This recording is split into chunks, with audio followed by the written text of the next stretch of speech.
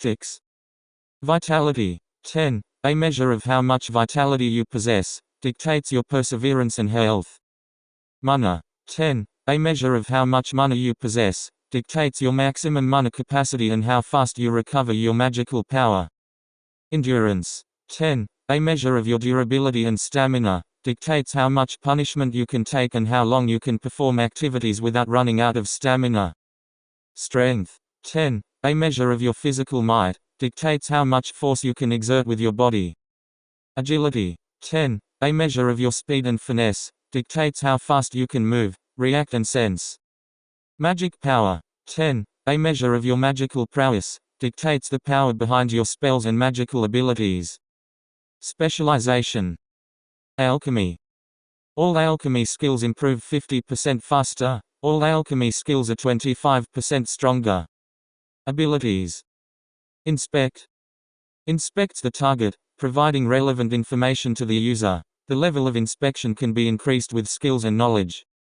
Skills. Alchemy, Novice, LV, 1. Your skill in creating potions and other alchemical products. I looked over my status. I think this sacred gear is the best one I could have gotten excluding the Longinus. And in my opinion, while I may not know that much about sacred gears, mine seems like quite a unique one from what I learned about it. How did I learn about it, you may ask? Quite simple really.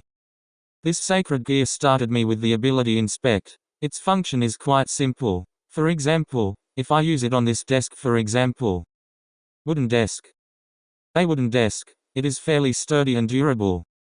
I get information about it, just like how one would get information about it upon a closer inspection. Using abilities the sacred gear gives me is quite simple. It feels like I have a mental trigger that I can use to activate it just by willing to do it. But then I thought, if it's my sacred gear that is supplying me with this data, I figured after a few minutes of experimentation that why couldn't it supply data to me about itself? So I used Inspect on one of the game windows. Item alias. A sacred gear made for the purpose of assisting its wielder in improving their abilities through the conversion of karma. It is capable of granting abilities to its user under certain circumstances while also assisting them in creating their own skills and improving them. Its usage is customized to work with the wielder. While it had no user manual, this was about as close to one as I could get, and I was taking it. Would it have killed the man upstairs to add at least a tutorial to this thing though? Or maybe he tried and that's why he died. Anyways. Now that I knew at least somewhat how my system, that's what I am going to call it, item alias sounds like a mouthful, worked, it was time to finally start making plans. I took my notepad out and started listing my immediate goals. 1. Basic fitness. First of all, I needed to get my body stronger. Frankly, my body is pretty shit at the moment, which was disheartening considering all the effort I spent into maintaining my body in my previous life went to waste, but no use crying over spilled milk. You can't build a tower on mud. You need a solid foundation, and that foundation starts with a healthy body.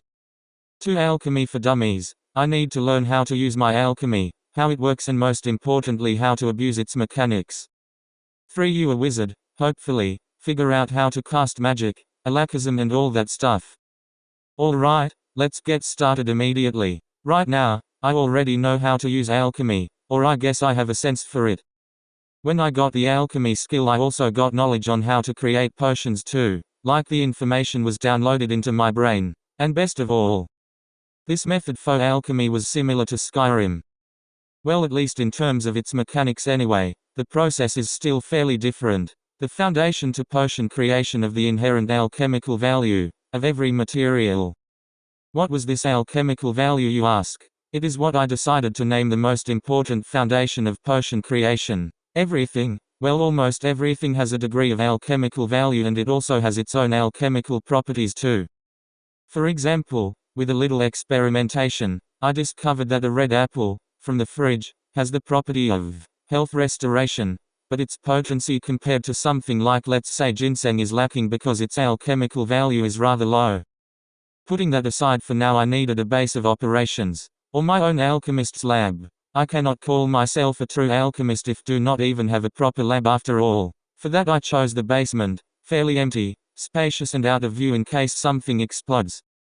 I moved a wooden desk and a few other materials needed to start my work there, such as fruits, several water bottles, empty notepads, pens, cutlery and a knife.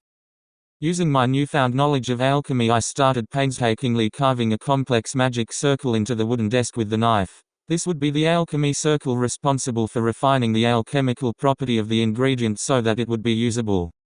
Another for actually combining the ingredient with the base material, often referred to as water. Sure, my life would be way easier and more convenient with actual equipment, but this will work as well. I just have to make do with plastic bottles.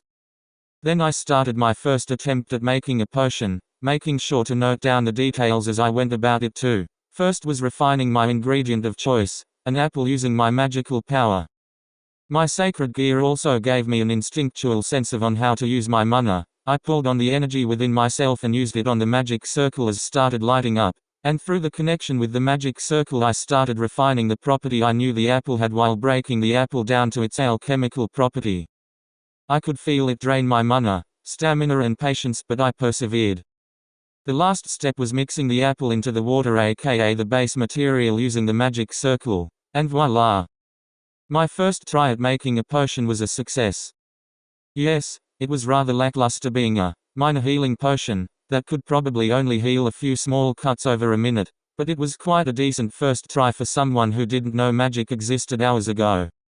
I looked at the light red potion in my hands. I did it. I created a potion. It took half of my mana and an hour to figure it out, but I did it. This little juice in my hand was proof of my ability. It feels good. Now that I have proven that I can do what the system shows me, it's now time to test things. Experiment a little to find out what the boundaries to this thing are. Alright, it has been a few hours now.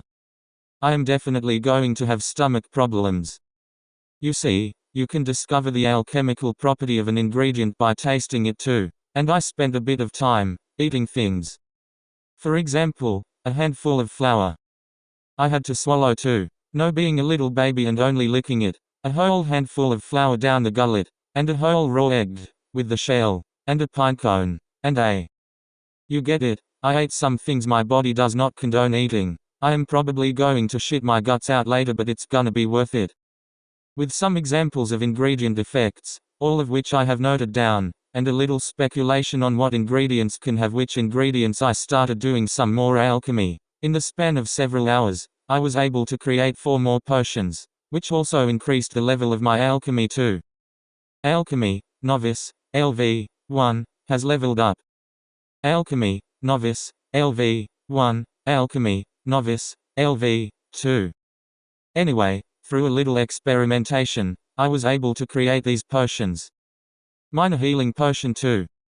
A minor healing potion created by a beginner alchemist. It can heal minor wounds within a short period of time.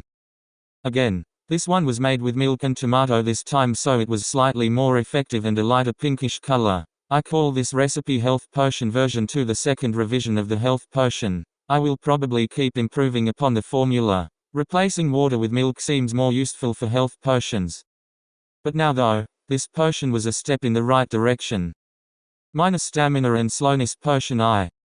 A minor stamina and slowness potion created by a beginner alchemist. When drunk, restores stamina and slows the drinker down.